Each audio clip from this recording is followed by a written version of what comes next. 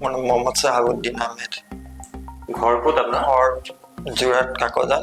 আমাৰ ছুপাৰ বেল গ্ল'বেল ইনষ্টিটিউটত আপোনাৰ ছোৱালীক দিছে ন? হয়, কিমান দিন হ'ল তাই হেৰি কৰি আছে? প্ৰায় এবছৰে হ'ল। এবছৰ। কোন ক্লাছত পঢ়ে?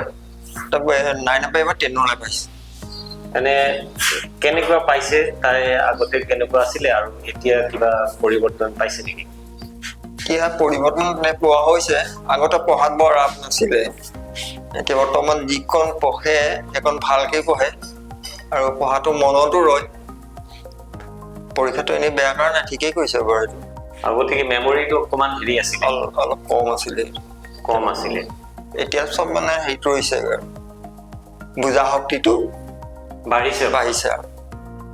আপুনি কি ভাবে যে তাই এনেকে হেৰিবিলাক গৈ থাকিলে ডেভেলপমেণ্ট আৰু হ'ব নে কি ভাবে?